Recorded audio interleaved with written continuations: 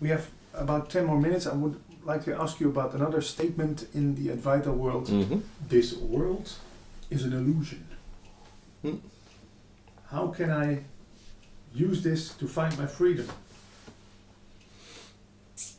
Non-attachment, just thinking, well, it's just colors, smells, but it's nothing. Has nothing to do with me. What do they mean by saying this world is an illusion? I don't know what others mean by that. Would you say such a statement? Sometimes do, but not regularly. No. But you could say it's not much different than the dream state, where you also perceive a sort of center that's called me, and that me is having all kinds of experiences. It's the same now. But when you step back a little, you can, I think, fairly quickly notice that it's all perceptions. Smells, feelings, bodily sensations, emotions, thought patterns, images. They're moving in view and out of view. But there's something just viewing. So, from that standpoint, nothing is real in the sense that it's absolute, unchanging, or forever. It's all passing by. Yeah, it's pixels. You know, it has no real substance. So in that sense, yeah, sure. On the other hand, everything you experience is also you.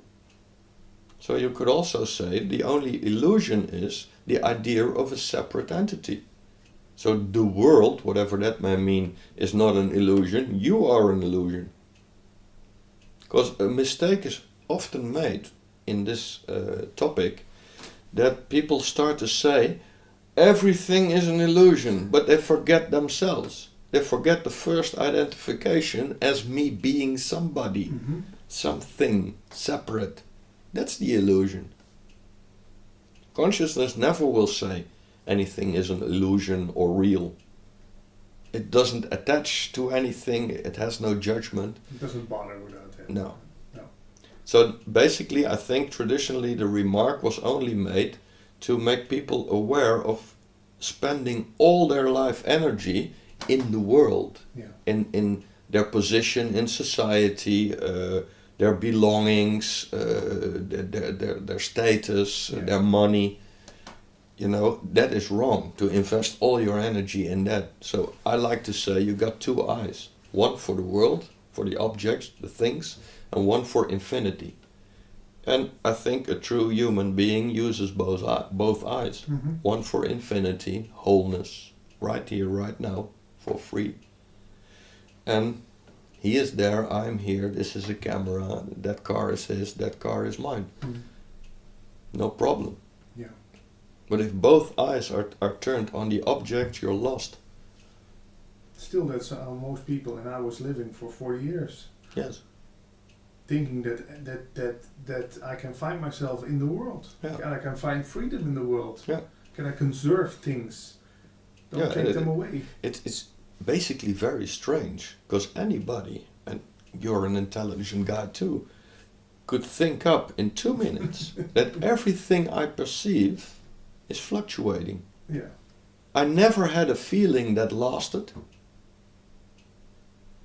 They all come and go. I never had a thought that was absolutely true or constant, because they come and go. Relationships, they come and go.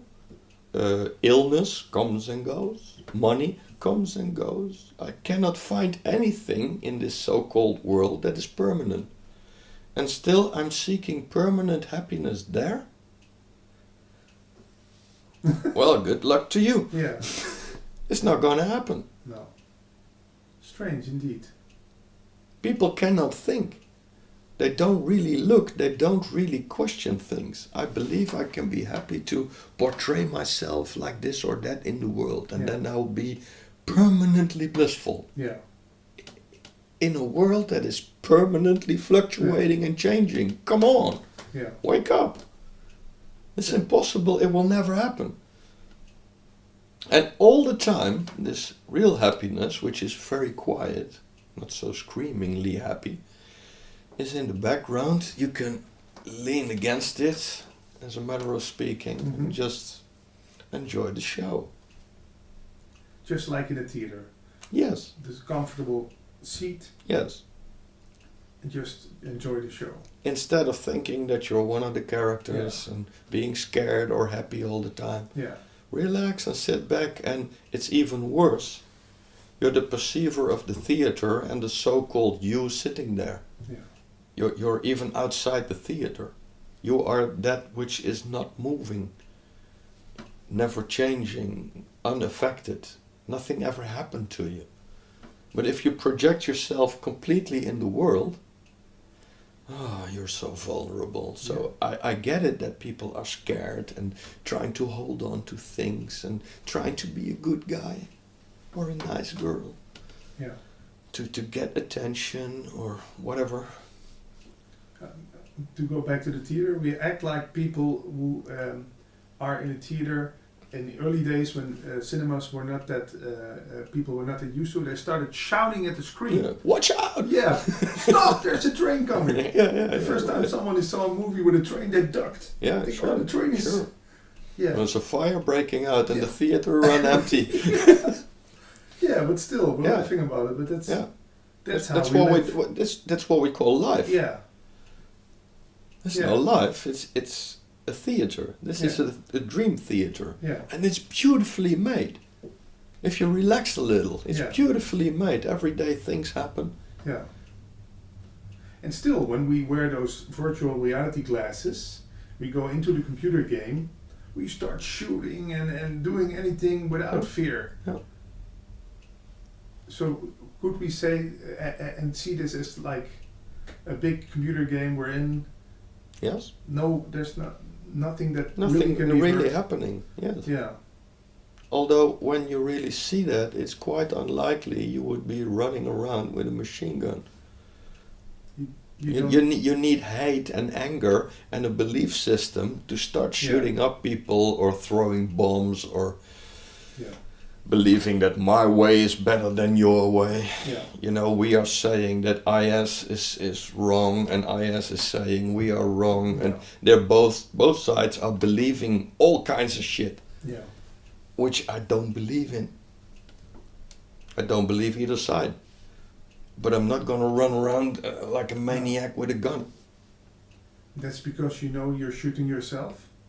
Because it's pointless. And I have no belief system to defend. And I don't have to be right. Yeah. Or have followers, so everybody has to think like me. Yeah. That would be boring. But it still makes sense from the point of view of a person who is very scared about losing everything. Sure. Give me something to hold on to. Yeah, sure. The Bible, the Quran. Yeah. Or neoliberalism or communism or something to believe in. Yeah, that I have some reference point where I can stick to. Yes. Yeah. Then you need rules. And then your freedom is gone. Obviously. Yeah. And it's all bad thinking, because you can notice that it's just a conviction. It's not a truth. It's a thought. You have to keep repeating and pushing emotional energy into to say those people are bad, or my way is the right way, or for what? And go to church every Sunday so you can get reassured again that this is the truth. Yeah. Yeah. Yeah, and you cannot make jokes about God. Oh no. You know. Or Muhammad. Yeah, what the hell is that? If they're so powerful, would they care? I don't think so. What kind of a childish gods are that? Yeah. You know? You can't stand a joke. Yeah. Hans, we have a few more minutes left. It was very nice talking to you. Can you give us some practical information for people who are touched by this conversation? You have a website? Yeah, sure. hanslaurentius.nl. That's it. And you can find anything there, satsang videos, books. Yeah. My latest book is translated into English, so maybe it will be put out. Mm-hmm. There are some English articles there. Yeah. And if somebody would be around and would like to talk, we can do it in English for as far as my English goes. So And you're living in the north of Limburg? Yes, just below Nijmegen. Yeah. And do you also do Skype sessions with No. people? No. Telephone? No. No. Email?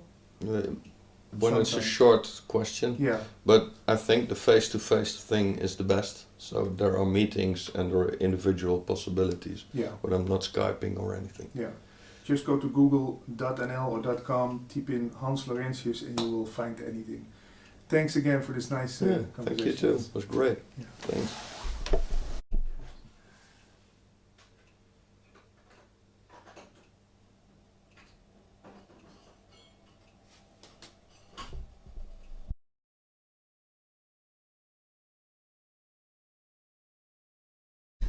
Sitting here with Georgie on the couch in Vinkeveen.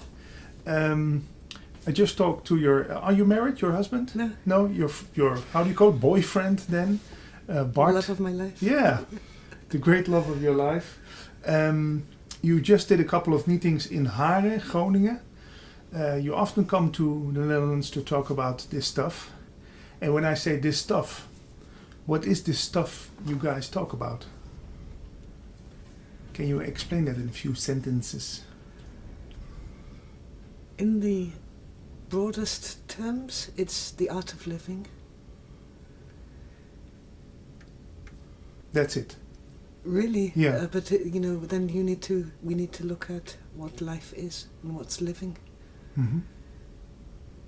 We're not bringing a message of escaping or transcending or being there.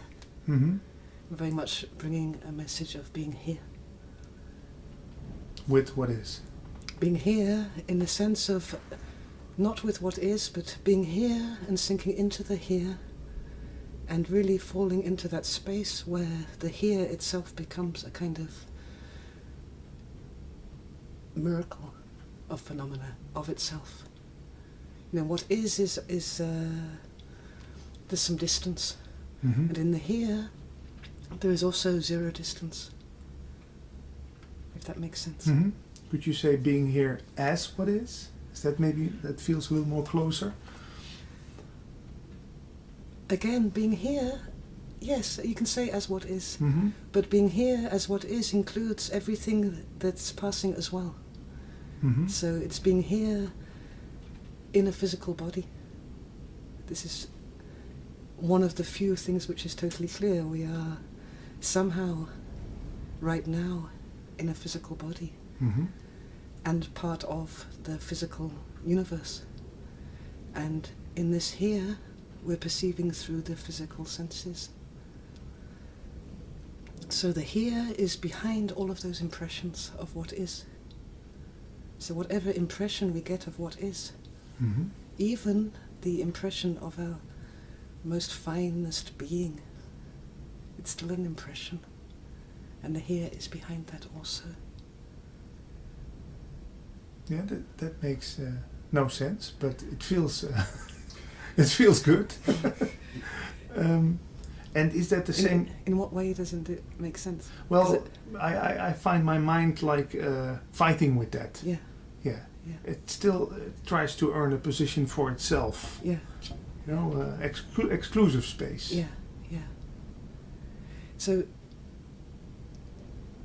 in that space, which is of the here, is contained the now, in a sense. And the now is that mind. Hmm. You can't be in the now elsewhere. Yeah. And the now is very much the whole dimension of time, as well as being central to our thinking processes, how we construct reality, how we make sense of reality. And it's central to the story. In a way, the past and the future is a construction of a story. Mm-hmm. But, we know that form, our body, is a condition of not only time, but also of space. Everything that we can see is a condition of time. It has a certain amount of time and a certain amount of space which Mm-hmm. it takes up. So the experience of the now is really an incredible doorway to opening the mind and to sinking to the silence and stillness in and around thinking and imagination. But we're not done there, because there's also this aspect of space. This is how we are composed. At least it's how form is composed. Mm-hmm. So the realization of the now by itself opens up the dimension of space. We drop into this area of being, Mm-hmm. of feeling. How much space do we take? What's contracted there? What's the weather there? How does it feel? So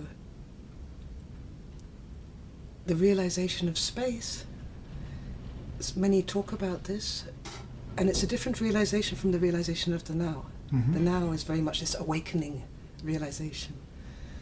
And they very often use the word consciousness for this, and it's kind of put in a duality with sleep, which is not really true. But there is this awakening experience of becoming conscious in the now, and the collapse of the past and the future. Mm-hmm. Those who have moved into the realization of space more will talk about endless expanse, boundless awareness, being everything, being all things, about being Mm-hmm. in general, being as part of the big being. They're looking through the eyes of the heart, they're listening through the eyes of the ears of the heart. They're moving through the realization of space. In the here, time and space come together as form, which is us really here now, Mm-hmm. for real. You know, Mhm. no more tripping on awareness or consciousness here, not excluding anything. Not even excluding the absence of consciousness or awareness. And that degree of realization really opens up the physical dimension, the realization of the physical body. It has the potential to liberate the fear of death, which doesn't mean that we're not afraid of death anymore. It means that we find freedom within that which is passing, including the body. So this is, when we talk about the art of living, the life which all of this is, this form is alive, then we're talking about how to be home everywhere. And we know this, we know that wherever we go, we're always here. There is this fallback position. You know, we can have the most incredible experience, and we're here. Mm-hmm. Still we're here. Yeah. We don't kind of evaporate because we're enlightened and manifest elsewhere. We're still here. Mm-hmm. We can, the next morning, have an argument with our partner and feel incredibly rubbish about ourselves, and we're still here. It's the same. It's a continuum. The next afternoon we can fly to San Francisco.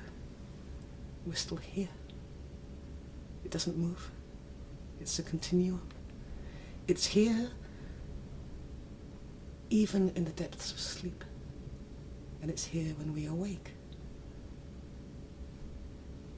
It's here if we're deeply in illusion, in busy mind, and it's here when we're in stillness.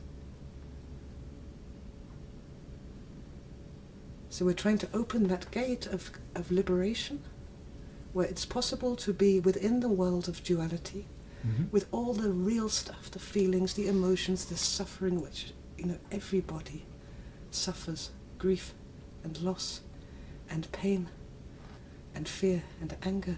But when we are in this space of the here, even behind consciousness, because it includes sleep, it includes coma, then life itself finds a harmony there. It's not the only thing happening. We don't get entangled. We're at home, also in terrible circumstances and also in good circumstances. We don't get lost. But we don't. When I say we don't get lost, it doesn't mean that we're pushing away anything. Mm-hmm. Not pushing away our sexuality or pushing away our anger or pushing away our fear. We're simply calm in it. The eye of the storm. Yeah. The eye of the storm that can't see itself. You can only, all the thoughts, all the impressions, all the feelings, all the experiences of awakening and enlightenment and whatever are the storm around the eye. And does the eye need the storm to know itself? It's a very beautiful question. I would have to ask, what do you mean by knowing? Well, sometimes now I go to knowledge. I read in a book or heard from another teacher, it said that this is all just God playing hide and seek with himself. So that, let's say that the eye is God, so God pretends to be the storm, or pretends to be you and me and the camera and the couch. Maybe he's playing hide and seek with his wife. Yeah, that could be, yeah. But then there's still duality. You know, there's always this talk about oneness, or one without the second. I heard from The Love of Your Life that your next book is about duality. So this site is about non-duality. What is for you the difference between the two? I know non-duality, duality, everything is one, and duality, there's the opposites. But what is? How are you explaining this to people? Is there such a thing as duality? That's my question. Is there such a thing as difference? Yeah. Is more the question. Okay. You know, let's take the now, the power of the now. So all we have is now. So time is totally transient. Whatever this illusion of time, it's passing, it's passing, it's passing, and all there is this now, this opening, this doorway to something existential. So what we could do with that, because we have dualistic minds, if you could say all there is now, the rest is not real. So the now is real, and all the stories and all the history and all of creation actually is not real. It's an illusion. This is God playing hide and seek with himself. Yeah. So that's a new duality. And and what is a position of truthfulness becomes an escape door from some kind of human responsibility. What's also true at the same time in the now is that every single moment of now is eternal. It never gets lost. Nothing. And why is that?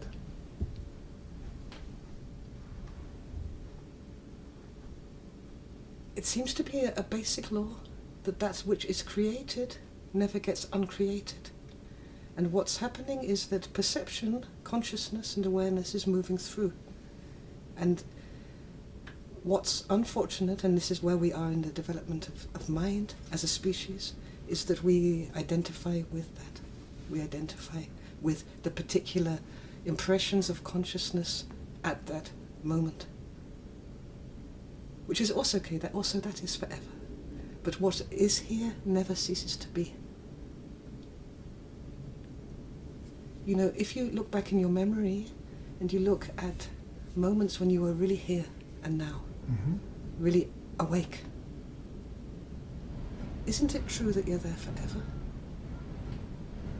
That this is something so alive in memory, so much more alive than lesser.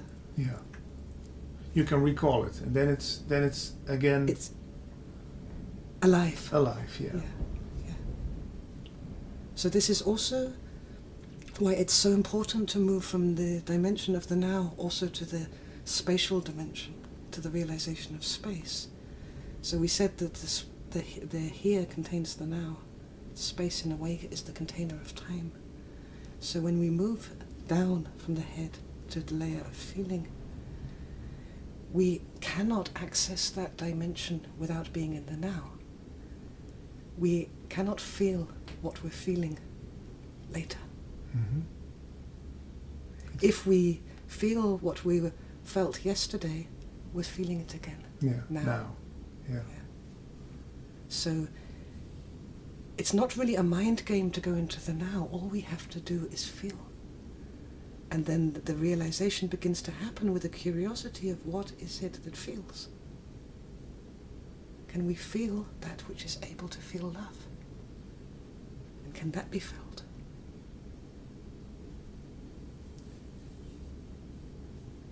And is that something that is possible for all and everyone?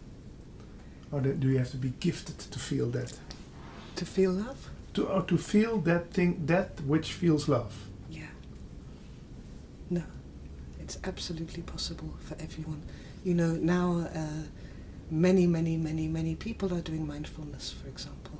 But there was a time when those same quantity of people would close their eyes, yes, and they would see nothing. Nothing there because their eyes are closed. No, almost like a wall of nothing. Mm-hmm. Because the program was so deep that when you close your eyes, you see nothing. Yeah. And now it's more and more people because we are one. So we have an effect on each other. It's a domino effect. Closing their eyes and looking into the inner world. So it's the same with feeling. You know, the first time, and this is true for many, you say, "What are you feeling now?" They will say nothing. It's almost anesthetic. Mm-hmm. It's closed. But just that invitation to feel whatever is happening now and to explore is going to bring awareness to something more truthful, something that's happening, some kind of feeling. And it moves very, very quickly. So that awareness which is brought to it, it feels good, just the awareness. Yeah. There's a relief in it. There's a closer connection with your qualities, with being, with truthfulness. So that in itself awakens this new dimension. And by degrees it becomes easier, but often, of course, what happens is that there's a reason why people are anesthetized here, and that's because it's been shocked, it's painful. It hasn't been educated. How often in schools do we say to our children, "What are you feeling about this?" as opposed to "What do you know about this?" Thinking about this, yeah. So often what can happen is, especially for spiritual seekers, that they find the silence, it drops down into this layer of feeling, and there is an openness because it's the now. So there's an openness in feeling, in experience, and they meet pain. They meet an old pain, because old pain is in the now, right? It's always alive, it's just that we're not feeling it. Yeah. It's always there until it's felt, and then a transformation begins. So they meet an old pain, and sometimes it's some kind of pain, and it doesn't even have to be from this lifetime, it can be from the generations that is carried through the family. Yeah. So they meet this thing which must never be felt, like betrayal, some kind of horror. And they're so deeply programmed this should never be felt that they run from it back to the mind to look for the spiritual awakening again. Yeah. They're clinging to that state. But in that sense, they're leaving themselves behind from here downwards. So sooner or later, these feelings, they wait forever. Yeah. They have to be felt. They wait forever. Yeah. Is that the same Eckhart Tolle talks about, the pain body? Or how do you see pain? Is pain clustered in a center, or is it in the organs? Where is pain in the body? It's a very interesting question. It is felt at first through areas of contraction. It's like you can feel from here outwards, let your awareness expand, and you can feel, without even knowing the content, it doesn't even matter actually what the content is. You can feel, for example, I can feel here that there's still a contraction of guilt. That's normal, because humanity is condemned, so a little bit. Yeah. So you feel the contraction, which is there.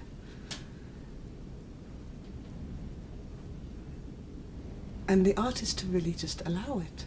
Now, if we already can understand that nobody ever said, and this is where the mind is coming in, that we have so much space and that our being, our sense of space ends with this guilt, which is here, contracted.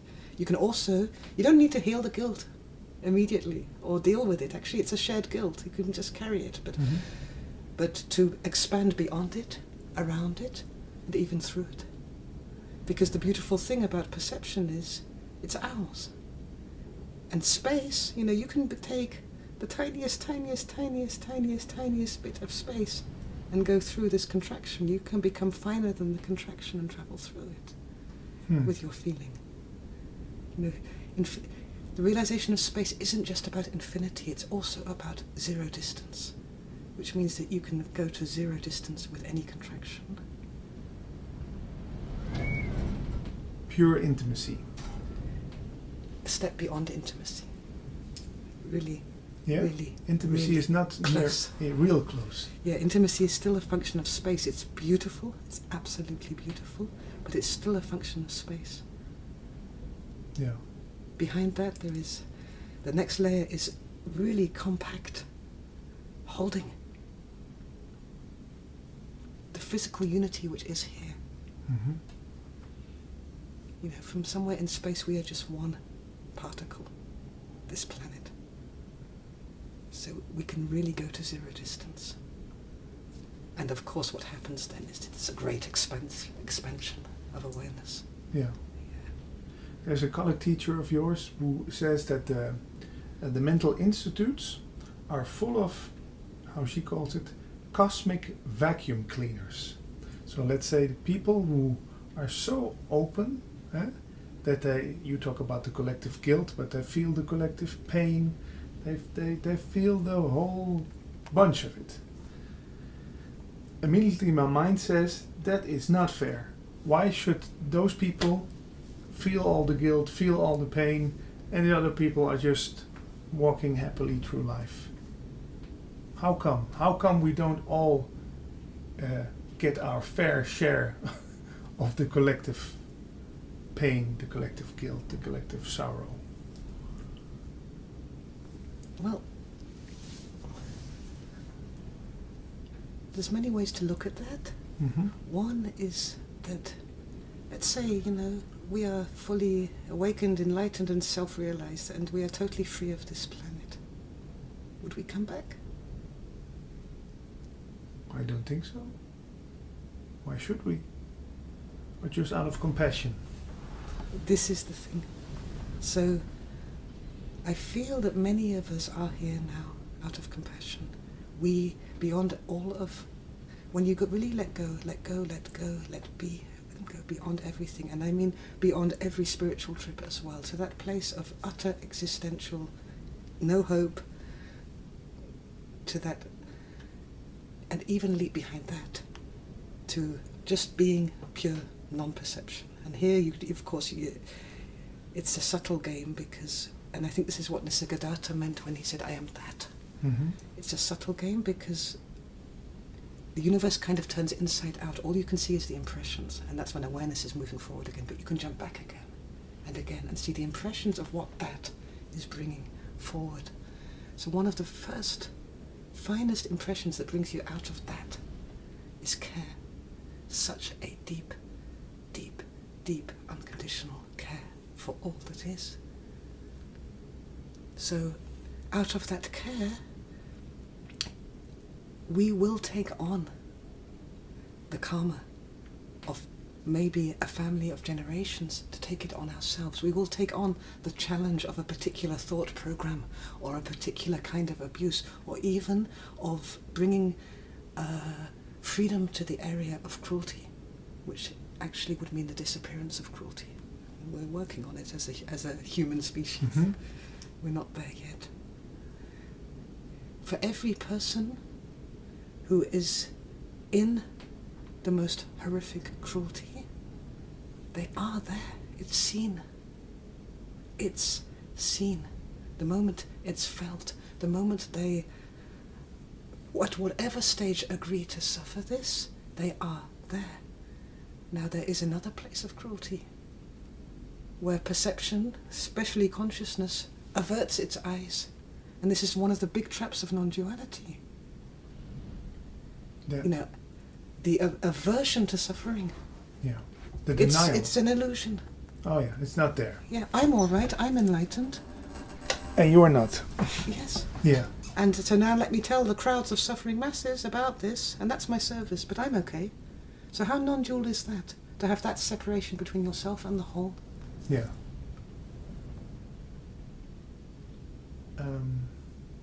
So could you say that there are quite a few teachers who speak about this still from an egoistic standpoint? I think we all speak about it sometimes from an egoistic. The ego is always there because it's among us. In the play of form, the dance of form, there's always a kind of measuring thing which is happening. It's in a way it's how we attune to each other. Am I better or worse? And it's also how we are inspired by each other. And when it becomes toxic competition, it's how we learn what we're not. We suffer in competition and we learn what we're not. We learn to let it go. Mm-hmm. So I really feel that the ones who are teaching, all of them, are doing it because they care. And they are dedicating who they are, what they are, their form, to a service which will help people. And the problem isn't the ones that teach. The problem is the ones that say, I am a great teacher, but I'll do it later when. Because I'm not ready yet, I'm not worthy yet. First I need to reach this stage, first I need to get there. And they retract themselves from the world, and this is a closure of compassion, and in a certain stage it's a contraction of the heart. And this leads to a kind of pretense which can be quite destructive, especially in spirituality. Yeah. So all the criticism on, for example, the things my friend Paul Smith does, the Advaita cowboy, some people say it's not deep enough, it's too simplistic. Yeah. You say every form is okay in which this is communicated. If there is freedom in form, if there is truly freedom in being here in form, and that's the only freedom there is, you know, a freedom which is conditional on not being here in form or taking a particular form isn't freedom at all. No. It's in a false duality. Yeah. And the playfulness that he has, and the playfulness Lisa has, shows they are very much channeling that freedom, that unconditional aspect. Yeah. And people always reject. Rejection is among us. Rejection is a big part of the social field. And who cares? You know, it's like the buck has to stop here. And for people who are afraid of rejection, who are thinking they can do more to help others, maybe have a satsang in their house, or maybe open up and really dissolve this barrier between themselves and others in a certain way. Often rejection is the thing which holds them back because it hurts like hell. But if we don't allow that pain, we don't realize it. We don't realize it as the game that it is. And that means that we tend to reject others. So it gets passed around. Yeah. Reject, reject, reject. And we see this in the world, and this is what's leading to war. This is what's leading to that cruelty. This basic need, because the pain is so great here, to throw it at the other. Yeah. It gives us a certain kind of relief. Yeah. When I tell that it's your fault, I feel right for one moment. Yes, a short-term fix. Yeah. Yeah. So even if we take a little particle of the pain of rejection and allow it to feel it, we are really changing the vibration of the whole. We're stopping this suffering. Yeah. We're doing a bit to change it, and we don't need to actually, go out and teach or anything, but just being able to be at peace with rejection. Yeah.